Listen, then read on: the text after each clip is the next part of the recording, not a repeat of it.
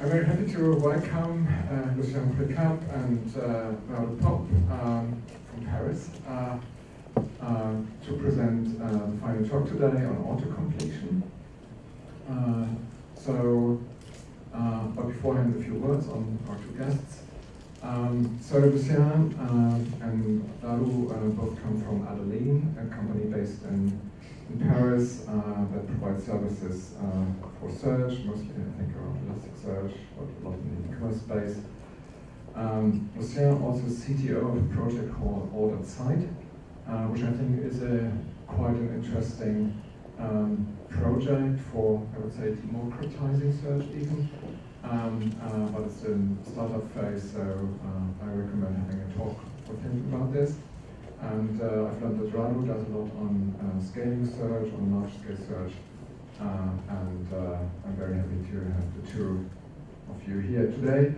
The talk on autocompletion is not part of one of our sessions like search tag or teams, but I'm very happy to have something that is a bit more also bit UX incorporating and has a view on features and search. So without any further ado, over to you. Thank you, Rene. Yeah, thanks for coming. We are very happy to be here, and yeah, thank you, Rene, for organizing this.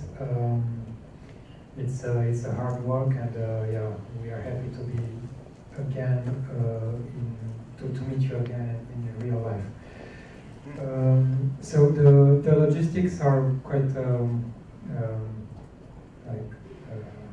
complex. So we have to use two mics.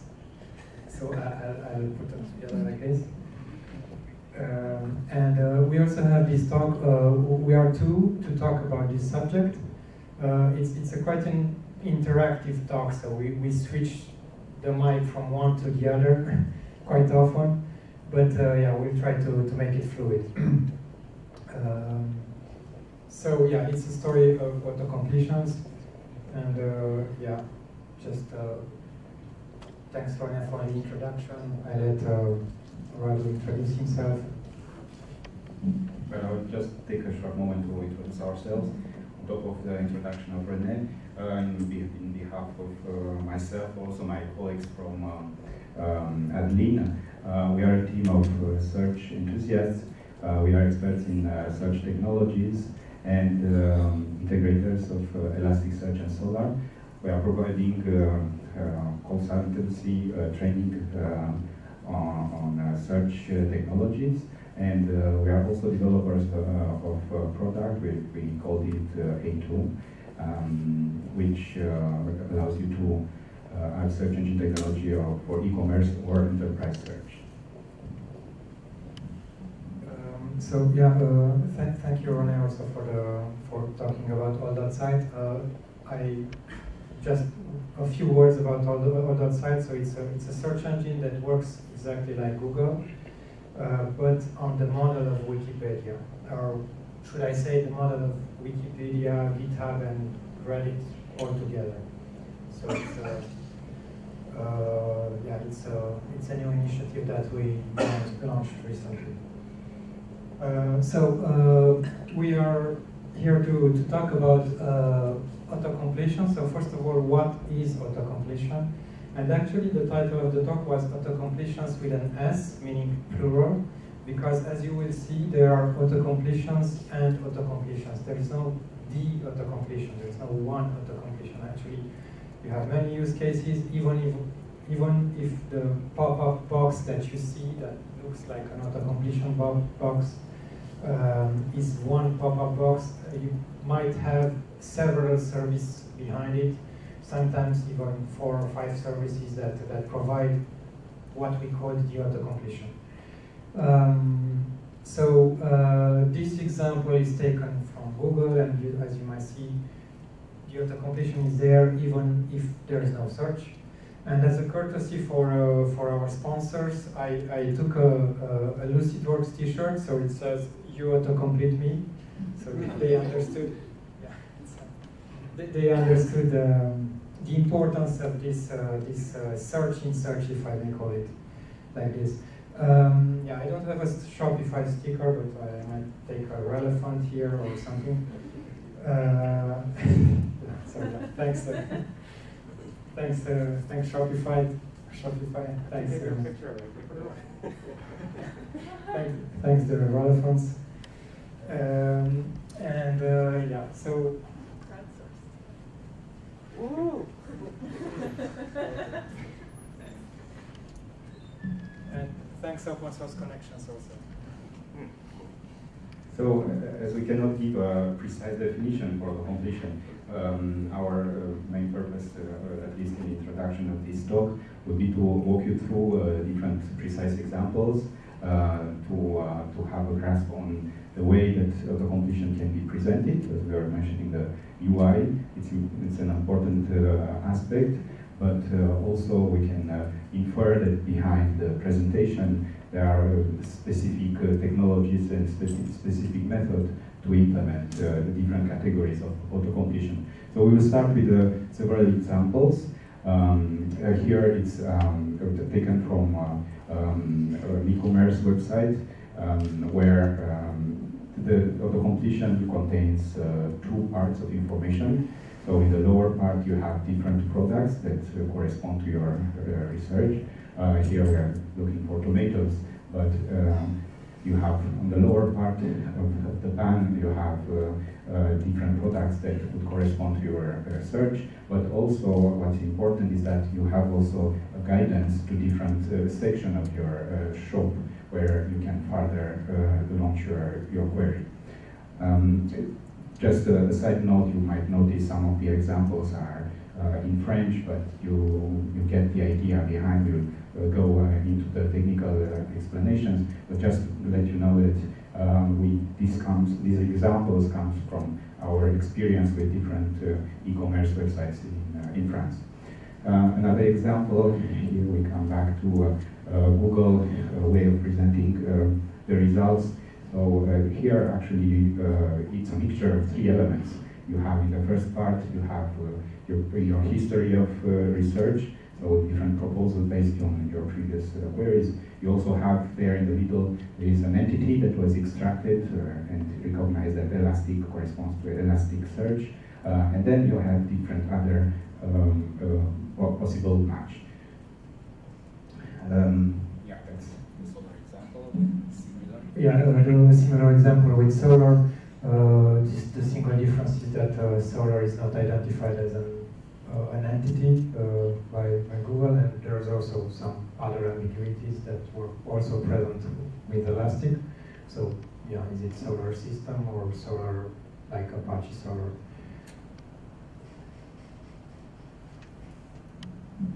Another one, a bit more complex. Some of the solutions are still in an experimental phases or different phases of experiment. So here, for instance, the presentation is more complex because with some different methods of machine learning, or we can have we can infer different questions that you might want to ask related to your query. Then also you have some entity extractions based on your query. We have an example of Michael, which is an art and crafts shop. You have Elastic entity, but also you have a suggestion which relates to a movie. So all that combined to the previous proposals in your query. So notice that these screenshots are actually quite difficult to get because Google is experimenting a lot around auto-completion, and this is moving sand, so you will not get the same results on your laptop because it's not the same user that does the query, but also because they are experimenting a lot, so you see features like this which are pushed. The part that's here, it's the 10% part handled by the AI and machine learning algorithms, and the left part is the classical one that's handled by indices as we know them. another example, similar to the first one that we showed, is that auto-completion can be there even if you didn't type anything. And well, I don't comment the news here, so actually Google knows you and presents you your history, but if you're not connected, you get this. So even if you're not connected, so Google doesn't know who you are, except like where's your IP address or something like that. But they present you something, so you still have the auto-completion even if there's like 0 characters that have been typed in. So yeah, just to mention the importance of this feature. And a similar one taken a few minutes later, it's changed, and you see also the entities there, so they actually see the meaning behind the text that has been typed. And yeah, there are also some other legal issues here because they are influencing. We talked about, this morning we talked about how auto-completion or other stuff can influence the user. So actually with this they are influencing the user from the very beginning. So this is also a purpose of the auto-completion. Another example, this one is taken from an application that's used by professionals. So it's actually the modern art museums in France. And the users of these applications are museum managers mostly. So you can see that it's very rich, and we do not see this in like end user applications. And you behind this apparently like simple pop-up, you have so suggestions that come from structured fields, like we can filter on the name of the artist, on the name of the museum, and you have also suggestions that come from unstructured fields, like description, informations, and stuff like that. So behind this screen, you have like several cores to the index. Yeah, this one is an interesting example. It's one of the trends in the e-commerce websites where the presentation of the auto-completion is very simple. So straight to the point, just a simple list of results, not too many products or suggestions or other combinations of information. It's something more specific and accurate because we have complementary information that helps us to provide auto-completion results more properly.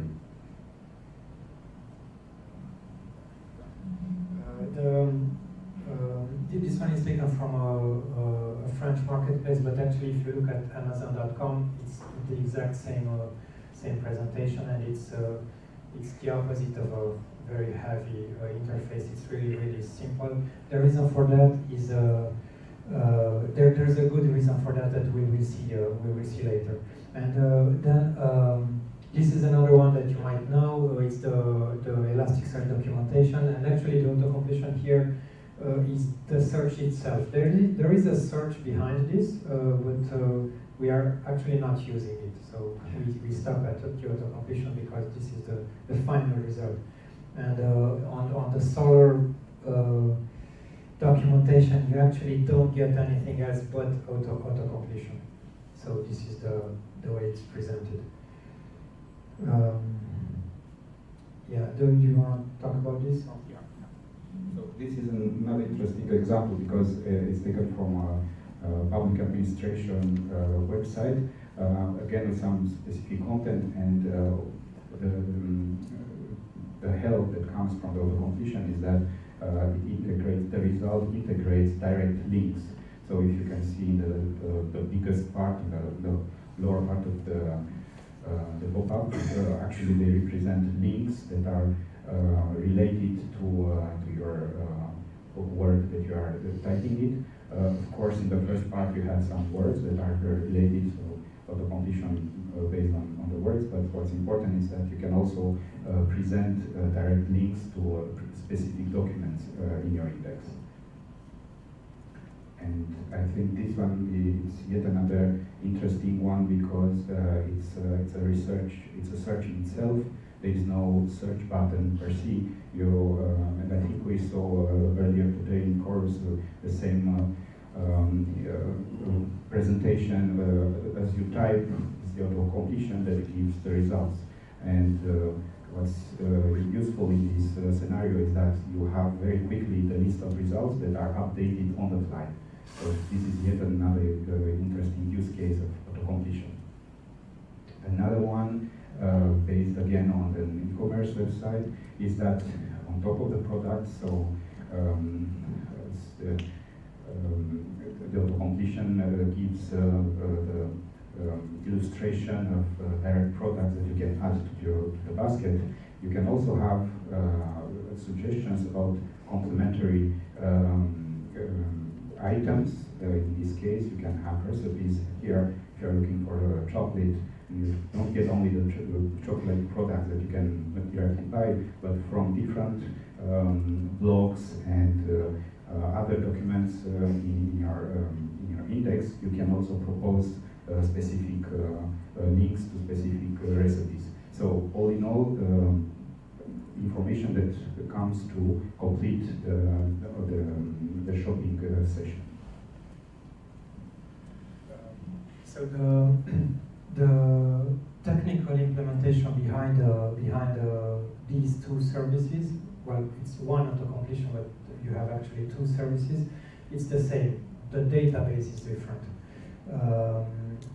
But the technical implementation is the same, as we will see. In this example, actually the database is the same, but the technical implementation is completely different. So you have 4 parts in this auto-completion screen. On the left you have products that you can add to basket. So these are the documents that are in the index initially. You have categories that allow you to filter and to go to a specific category. You have, this one is keywords. Keywords that mean search suggestions. So what's displayed is not a result, but a search that you can do. And you also have brands here. And actually the technical implementation behind brands and category is the same, but the 3 parts are technically different. So you need actually 3 different techniques to implement parts of this auto-completion pop-up.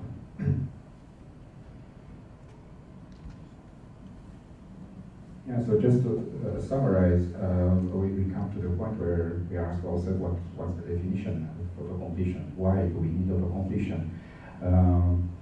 Essentially because we want to provide meaningful results while typing. So you type, you add characters in your text, and you provide one step at a time meaningful results. The symbolic, I found it quite interesting. Because it's really like a highway. It helps the user to go straight to the destination quicker and in a guided manner, if I may say. Auto-completion, it improves the query precision, improves the query response time, and this is one of the characteristic that we have to keep in mind all the time, that the auto-completion results should be very fast. They should have a very performant implementation. So we expect the results to come much faster than a normal search. And so globally, if it would be to define the auto-completion, is that it overall improves the user experience.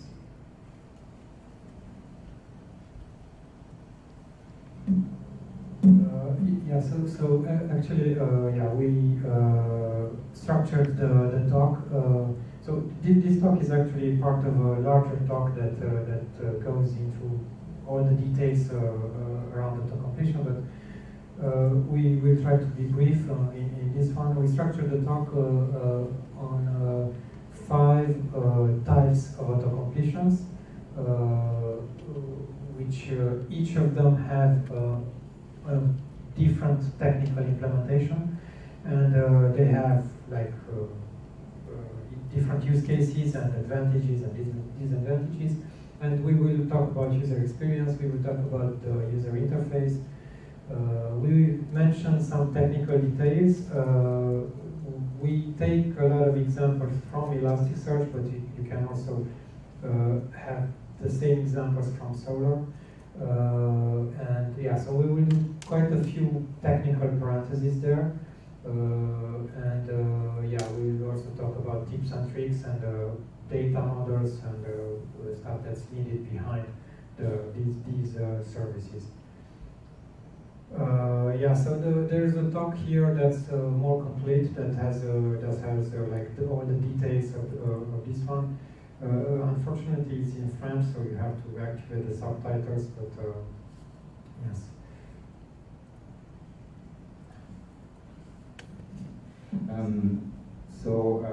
One of what we wanted to emphasize here is that there are some things that we would advise you not to do for when thinking about auto-completion and implementing auto-completion solutions. The first idea is that the auto-completion is not like a feature that can be activated or deactivated. It's not a magic button that will magically function for all the cases. This is something that it's important to pass the message to the stakeholders and to guide them in understanding different aspects of complexity that can be that auto-completion can involve. Here we just summarize some points that as we found like we should be aware of, and generally we don't recommend to do. For instance, using the wildcard query, indeed it's a functionality that is supported by Elasticsearch, for instance. It functions similar to SQL-like query, but if we think about the implementation and the performance behind, it's not at all the best option that we have. Basically, it will compare one by one each item in your index and try to find a match.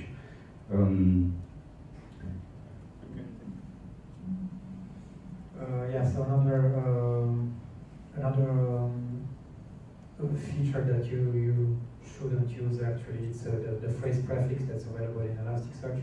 The idea is that when you talk, sometimes when you go on a consulting mission and you talk to the stakeholders, they say, oh, but yeah, Solar supports auto-completion, or Elasticsearch supports auto-completion, let's activate it.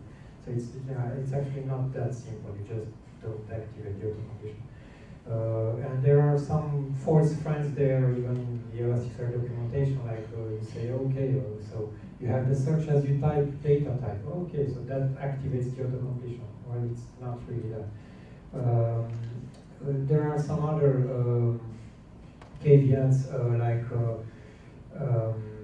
the completion suggestion, which is a great way to do auto-completion, but it's not as simple as it looks. It requires some development around it. You should also take care about highlighting. We see a lot of developers that do the highlighting in JavaScript or in the front end, and so on. So we will mention these in the documentation.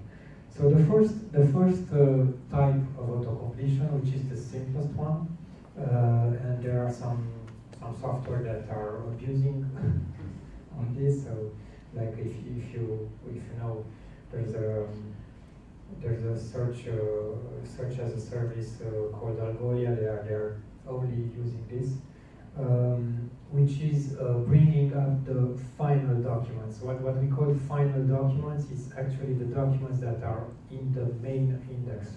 So if your index contains products, then this auto-completion will bring like best bets on products.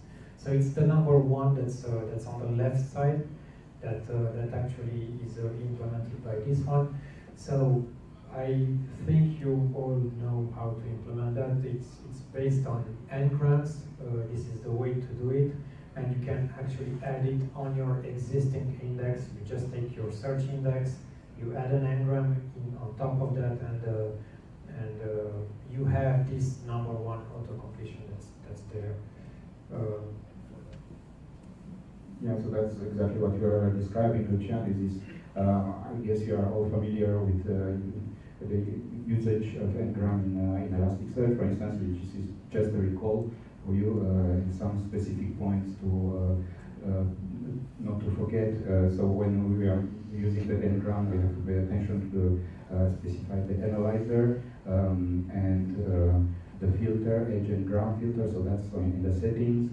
And in the mappings of your specific field that you want to use in auto-completion, you have to add an extra field which uses this specific analyzer. On the right side, you have the query. So what's important is to explicitly specify the field, the additional field that uses the edge n-gram. So just a technical insight of how is it implemented. You can switch places because. Okay, so just a technical parenthesis how edge n-gram works. Very quickly, you have actually two parts: the index time and the query time. And the edge n-gram will actually create tokens out of the input documents. And in the index, you will find those tokens. So on the left side, you see the analysis chain. In this example, we have ASCII folding on in the first that removes the accents. We have lowercase that removes the uppercase letters. And then we have edge n-gram that will create n-grams from the input documents. And these tokens will be actually stored in the index.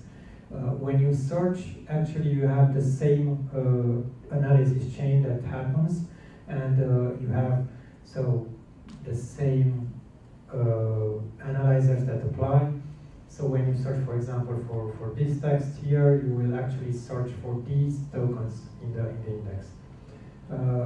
This is a parenthesis to talk about what we call search analyzers and index analyzers. That's a concept that exists in both Elasticsearch and Solr.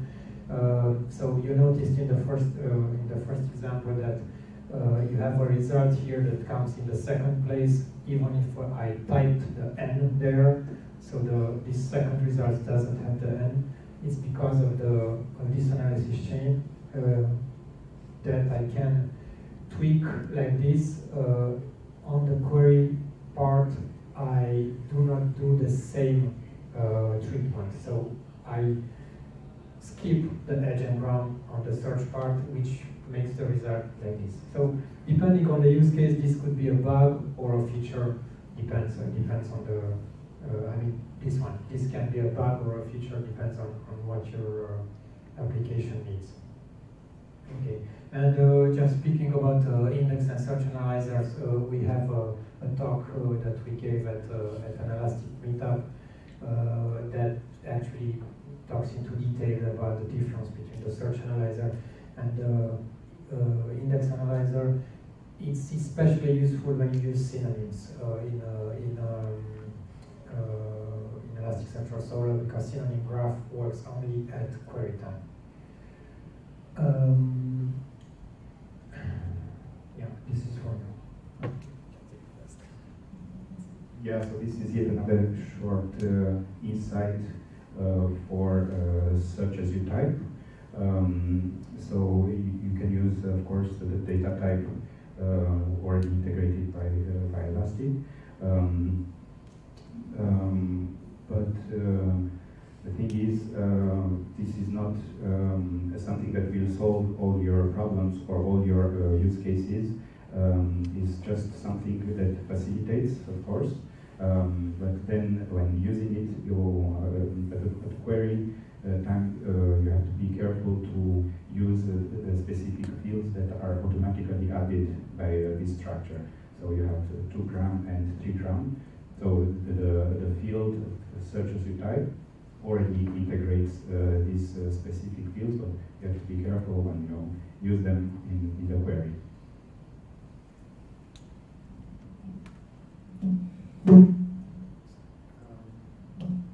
Now, just to sum up what we saw on this particular auto-completion implementation, we actually see a great drawback in this, and we kind of not recommend it. And if you looked at what Amazon did, they do not use this kind of auto-completion.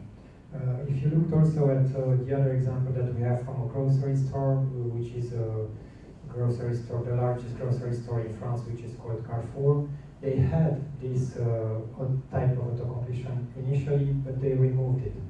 And here's why. And here's why Amazon didn't actually use that. Because actually you're presenting like the top 5 products for a search, and when you're Amazon or when you're a large e-commerce website, this is very risky to present like the top 5 products on the very first characters that are typed. And there is also an issue of user experience. In this example, so this is not a website that we built, we just take it as an example. It works like you type and you have the results right away. In the head of the user, there's a microphone because they are looking for a microphone. But you just type MI, the search engine gave you the results because it can, but they are completely not relevant for the user. Okay, so they are relevant from a technical point of view because they start with MI, but the user thinks microphone, and the search engine tells MIDI, mixers, and other stuff, nothing related to a microphone. So this is one of the causes, one of the reasons Amazon removed this feature from the auto-completion, because yeah, it's confusing for the user. Okay, small parenthesis on the highlighting also. No,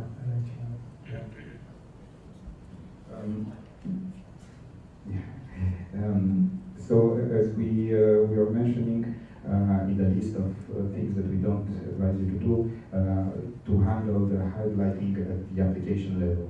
Of course, you can do lots of things, or simple or more complex things, but our conclusion is that it's better to let the search engine handle the highlighting. This is just a simple example. We won't get into the details, but the highlighter in Elasticsearch offers lots of parameters and lots of ways of configuring it. So you can have a better presentation no matter what effort you would invest in the application.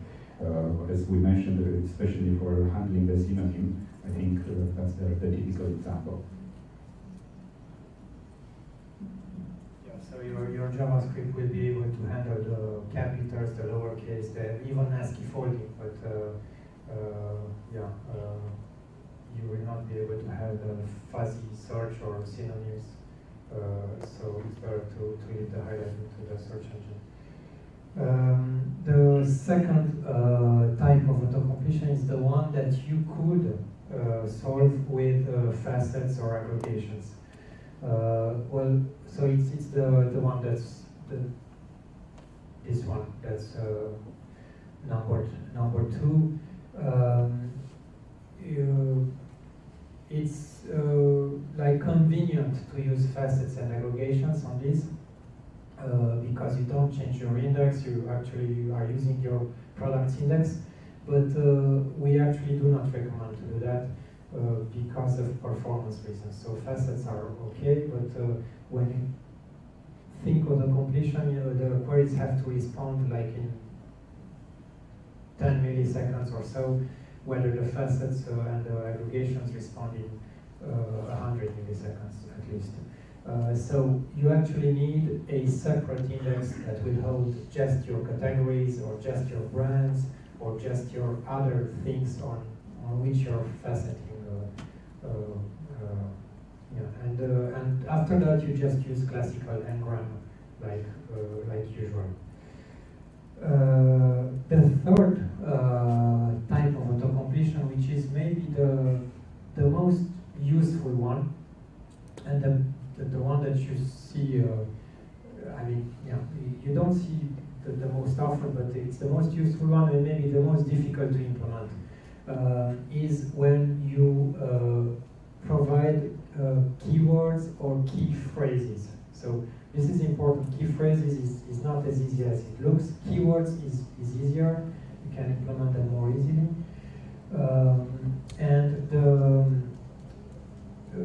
Especially when the data is unstructured, this comes like to a difficult problem. Here's an example of in this case here, we have suggestions that come from structured fields. So this one is easy, but the suggestions were not really relevant because sometimes you have phrases that are quite long. So the structured field here is the title, and on the left side you have phrases which are really meaningful. They mean something.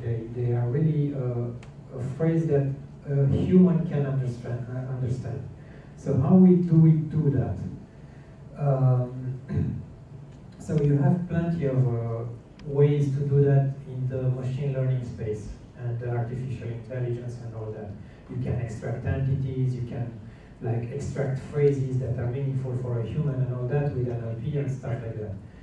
We have a very simple solution. I mean, well, it's not that simple, but it's a solution that can be implemented without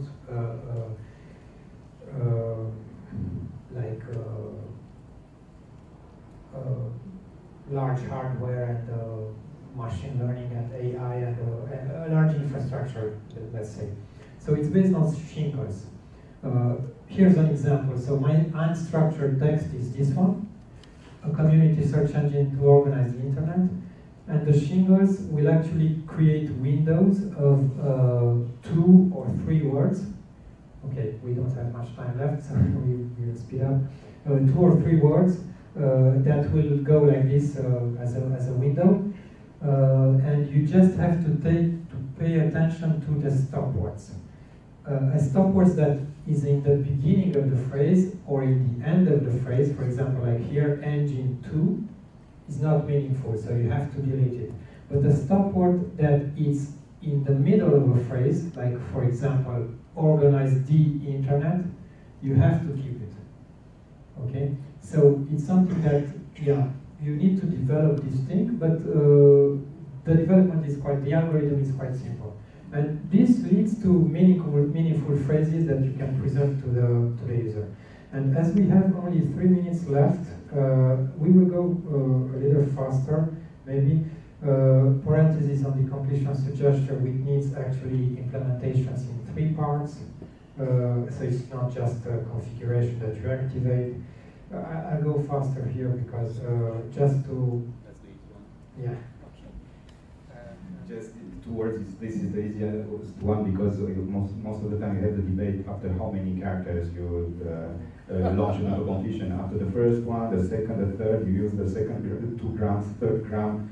So, but what happens when there is no character? So from the beginning, what do you do? So the key idea is that you need another index. So you need to store your data somewhere, somehow. Either you dedicate an index, then you have to refresh it. That's yet another debate, how often you would refresh this index to give good answers. Okay.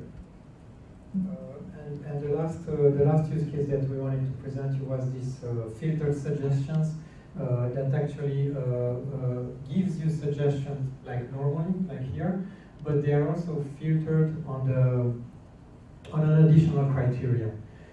So the implementation for this, so that the UI looks very simple, and yeah, it's useful for the user because it helps auto-completing the word that you have start, And it helps also to add a filter so you go faster to the result that you're searching. It disambiguates also the term that you search.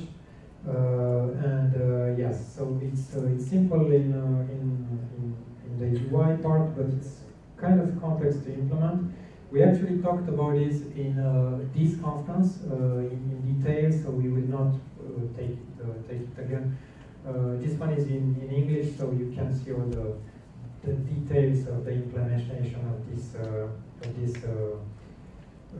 auto-completion here. So we showed this in the talk that was called relevant facets, because it's like facets in auto-completion. And we will stop here as we don't have time anymore. And that's it. Thank you for. I think we can do one quick question if there's some burning questions. So, what's a characteristic of autocomplete is that you have very limited real estate, right? So, 3 characters that have got 1,000 matches and only 5 spaces. How do you decide? What do you hear frequently in terms of what are the ranking strategies for what gets the visibility? Yeah, that's a very good question. So the question was, you have a very small real estate in the auto-completion pop-up, yeah, how do you decide what to display? Because you can display at most like 6 products, maybe 5 categories, or 4 or 5 categories, 4 or 5 brands. How do you decide which is relevant? So it's actually a tough question, and it's risky to decide. Google, they even got sued because of the suggestion that they place there when you don't type anything, because they influence the opinion like that. It's up to the developer of the application to take into account all the business needs and all the things, and you have to really take care about what's displayed there. It's one of the reasons for which Amazon removed that, because it's difficult to choose. You have like thousands of products that appear. What comes first? So it's they just place suggestions like keywords to search for, but not really products. Products are best bets. Like you're absolutely sure that that's the one the user wants. And it's very risky because you can also like cut the access to the other ones artificially. So yeah, it's not an easy to answer question. So thank you very much.